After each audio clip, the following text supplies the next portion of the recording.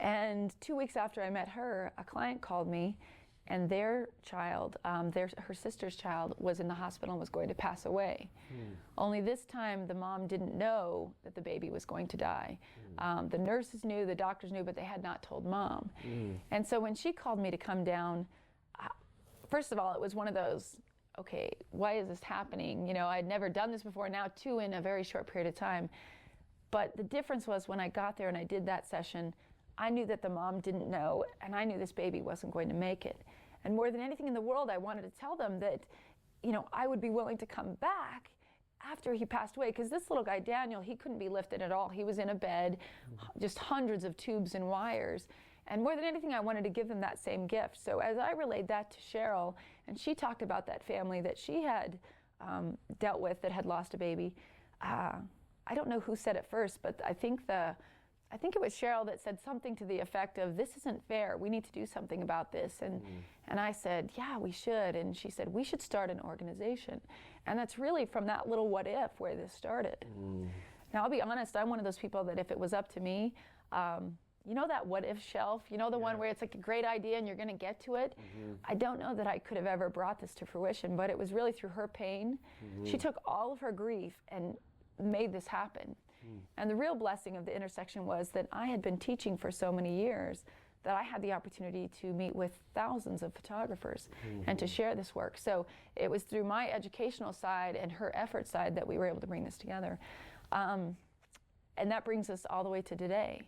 In just not even 4 years, in fact, we're quite shy of 4 years, we have gone from myself, there were 5 of us in my studio that were doing all of these sessions.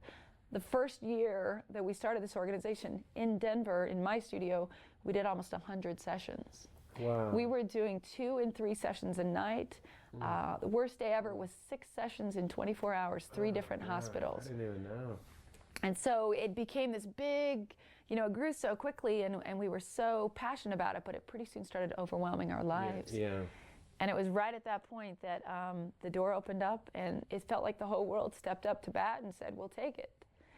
Sorry. Right. And so from here, 4 years, not even 4 years later, we've gone from 5 of us to almost 7,000 photographers in 25 countries. Wow. And it's huge, and it's so big, and it's so not about Cheryl and I, it's about thousands and thousands of photographers serving many thousands more families. So the work is bigger than my mind ever could have allowed it to be. And we're just at 3 years, so imagine 10 years from now. Wow, it's going to be powerful. You have to be very proud of that. Fantastic. I'm very, very honored to be a part of it. I think it has been a great honor. In fact, you won the first Monty Zucker Humanitarian Award for that project. I did. And I was really pleased. I was on the front row, and I was like, wow, what a great thing you're doing. I just wish he would have been there. I was know. like crossing my fingers. I so badly wanted him to be there for that, but I think he was there. Yeah, he was there in spirit.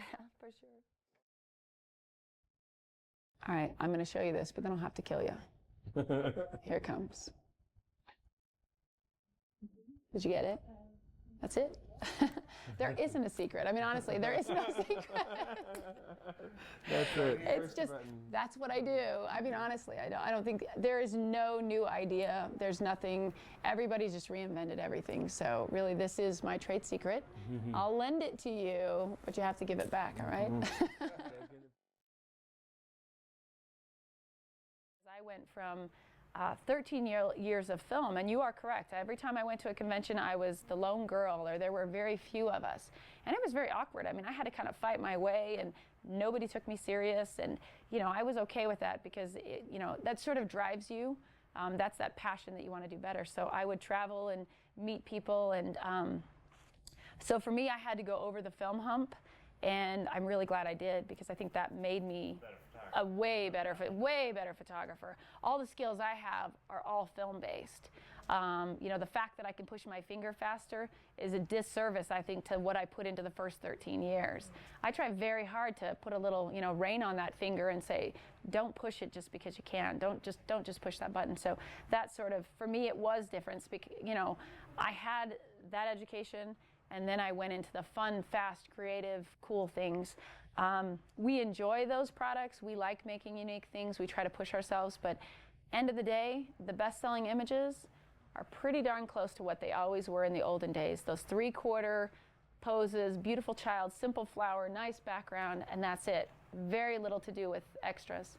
I mean, it's so, I mean, I know I built 3 or 4 studios in 10 years, 15 years. It's a total, always, you know, let's change this, let's put this up, it's hard work. I mean, who's doing all the work? You know what? It's actually Kelly. No, I mean, honestly, Yep. one of the things I learned early on is to surround myself with creative people. Sadly, and I'm always honest about this, I get far too much credit for what I don't do. I mean, people look at me and say, she's successful, her business, this. My business is honestly 30 of us, you know, putting our minds together and creating marketing pieces and backgrounds. And you can see when Kelly and I work together, it's sort of, you know, you take a turn, I take a turn, and we toggle off of each other. And one of the greatest benefits I have is she'll do something so cool and it ticks me off. I'm like, that should have been me, you know. So really, it's just a matter of, you know, Kelly will come up with an idea, a magazine or something, and say, I saw this, I love this, let's do it. And that sort of ignites that fire, and we just get the work done. That's great. Every once in a while, we let boys in to help us. Very rarely, though. We try not to let any men. No, I'm just great. kidding. Very good.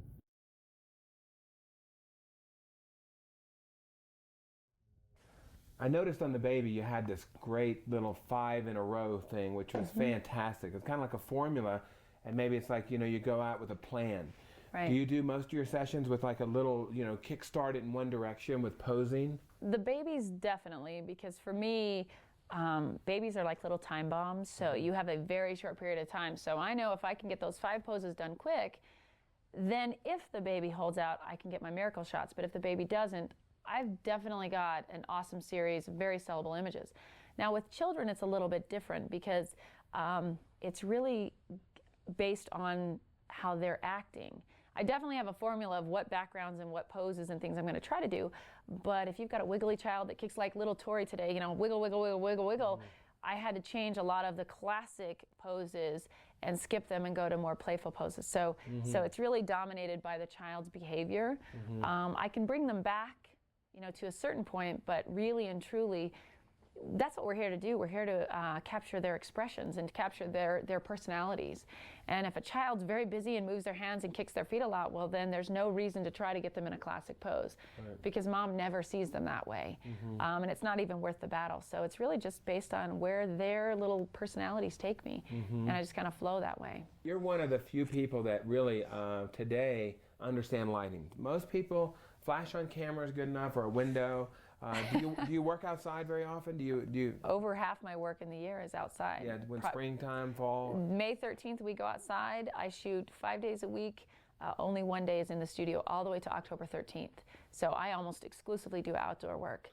Talk about your lighting outside. Are you flash on camera? I doubt No. it. No. Still a reflector girl, and then we do use a Q flash as needed. Colorado is known for ridiculous lighting scenarios. The clouds are moving so fast, it goes sunny, dark, sunny, dark, sunny, dark. When I went digital, you went through that whole color balancing, and that was really frustrating. So I really came to the conclusion that we're looking for that white light, that nice, pure, clean white light. And really the only way to do that was with a silver reflector, something that would create that soft white light. And if the light is really iffy, then I can bring that Q flash out and guarantee that I'm going to clean up those shadows. I'm a stickler for like heavy shadows under the eyes and you know, things falling off into shadow zones. So I want to sacrifice, you know, maybe a little control and have that, you know, have that clean white light, especially when working with multiple kids, because one reflector is not necessarily going to make it like it used to with film. It's very different. Right, you had to kind of retrain yourself. The theory's the same, but the results are different. Great answer. I noticed in the studio, you would be working and you might say, "Look this way." What was the reason for that? Trying to get their nose back to the light. Yeah. You'll see, you can't physically usually grab a child's head and turn them the way you want. It doesn't work like you would with an adult. You could take an adult and say, okay, right there, don't move, keep your back straight, talk them back to the camera. But with a child, you can't do that because you turn their heads, their automatic reaction is to pull back. So if I say, you know, a lot of times a child that keeps their nose back, I'll say, where's your shoe? And they'll look down, and then I can get them to pop their eyes back up. Or, you know, okay, now look over at this light. Okay, now just, and what I usually do, I'm not going to say, okay, look back at me, because if I do, they're going to go like this. So if I say, look at the light, and then I clap my hands, their eyes are going to go before their face goes.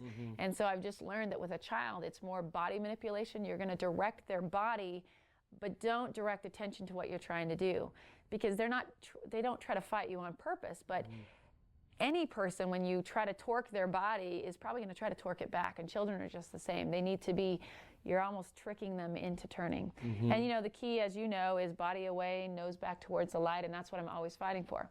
That's classic portraiture. But again, with children, you're not always going to get that. You know, a lot of times you're just going to get the best that you can get. Whatever they're doing is good enough. So. They say that most of the new people in PPFA are under 30 years old. Wow. In fact, 80% is what I've heard. Wow. What advice would you give to a young, fresh photographer out of college? Okay. Well, you know, if I were to give advice to new photographers, whether they're young or second career, I think, you know, it's kind of hard because there's two sides of me. There's the side of me that wants to say, just follow your passion and you know, believe you can do it and fight for it and go for it. But then there's another side of me that really feels like you need to get that classical training. I mean, seek out those photographers who've been around, who understand lighting and who understand the way things are supposed to be, because I think that's what our industry is lacking now, is that formal education. Having shot 13 years in film was the best thing that ever happened to me, because I had the opportunity to study with artists who knew and understood light.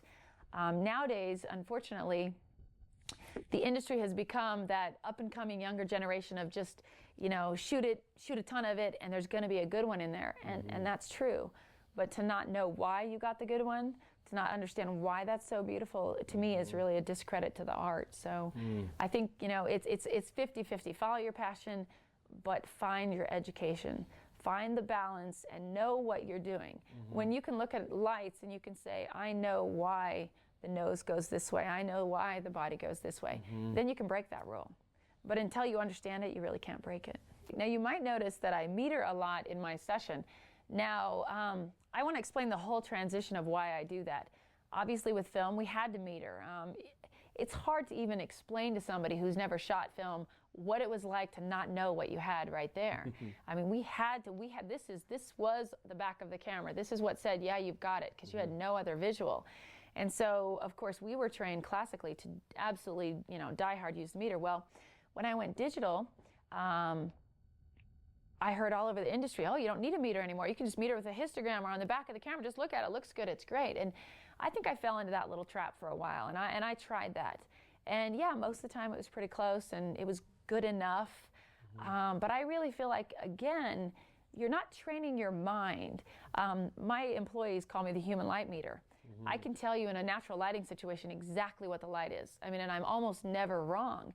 And yet I always pull out my meter, because I think you start to train yourself and you understand that there is perfection. Good enough is not good enough. There's great and there's perfect. And you want to get it as close to that as you can. So metering for me, there's two reasons. Number one, because it's a good practice. It's good to understand exactly what your lights are doing, and to know that if you're using two lights, what the ratio really is. There's the, oh, that's good enough, and then there's the, that's a 5/6 and that's an f8, and that's what I want to know. I also train a lot of photographers from my studio and outside. I want them to understand that too, because I think that we've shortcutted a lot of that education. So I had actually sold all of my meters. When I went digital, it was the coolest thing, and I got rid of every single meter, lost a fortune on them. And then through that evolution, I do know how to meter from the histogram. You almost I know how to, yeah. I know how to meter from a histogram. I know how to meter from a gray card. Yeah. I mean, I can do it all those ways. I know how to use all of, you know, the Expo disc and all that. But honestly, this to me is just, it's right on, and I will always, you know, defer back to this, and I will always train that way.